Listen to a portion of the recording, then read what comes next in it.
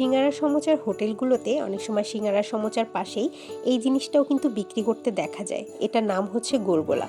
Basically এটা একটা পিঠা, কিন্তু কালের বিবর্তনে এই পিঠাটার একদমই হারিয়ে গিয়েছে। এখন অনেক সময় সিঙ্গারা সমোচার দোকানেও দেখা যায় না।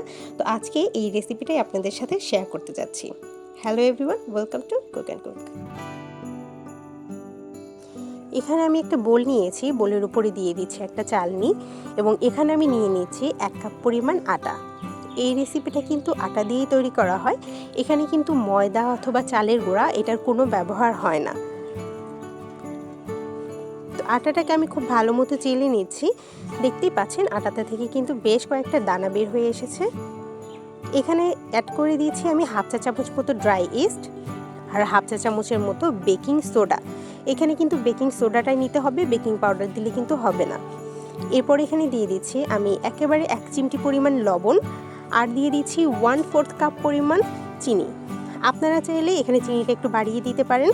আর দিয়ে দিচ্ছি 1 চা চামচ পরিমাণ মৌরি অথবা মিষ্টি জিরা যেটাকে বলা হয়।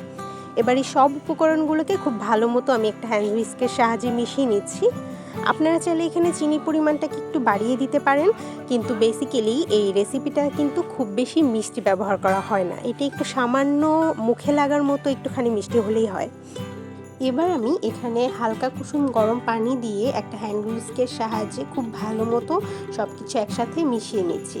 আর আমি এখানে একটা আঠালো টাইপের ব্যাটার তৈরি করব, যে ব্যাটারটা আপনার হাতে নিলে আপনি খুব সহজে মুভ করতে পারবেন, আপনার ইচ্ছা মতো একটা শেপ দিতে পারবেন, এরকম একটা ব্যাটার তৈরি করতে হবে। তো এভাবে মেশাতে মেশাতে সবথেকে ভালো হয় আপনাদের হাতের কাছে যদি একটা ইলেকট্রিক বিটার থাকে, তাহলে এটাকে 2 মিনিট বিট করে নিলেই কিন্তু এনাফ।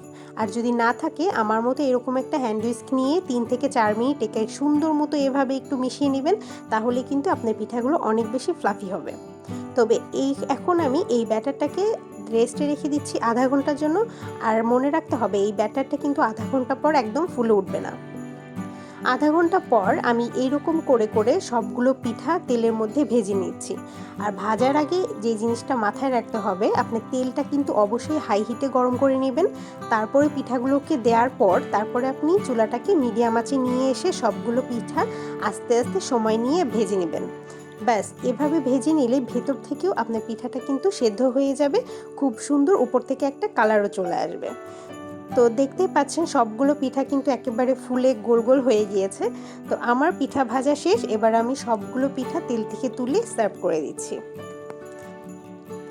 তো কেমন লাগলো আজকের এই রেসিপিটা? আমি বলবো এই রেসিপিটা আপনারা যদি কখনো খেয়ে না থাকেন, তাহলে একবার বানিয়ে খাবেন। এটার টেস্ট এবং বাজার থেকে যদি কখনো আপনার চোখের সামনে পড়ে একবার কিনে খাবেন, তাহলেই বুঝবেন যে দুইটার মধ্যে কোনো ডিফারেন্ট আছে কিনা। কারণ এই রেসিপিটা দেখতেই পাচ্ছেন, আমি হাত দিয়ে একটু দেখে দিচ্ছি কতটা ফ্লাফি হয়েছে।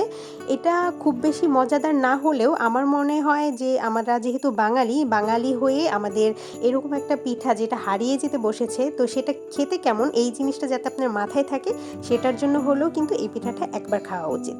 তো আজকের মতো এখানেই বিদায় নিচ্ছি। দেখা হচ্ছে নেক্সট ভিডিওতে নেক্সট কোনো রেসিপির সঙ্গে। আল্লাহ হাফেজ।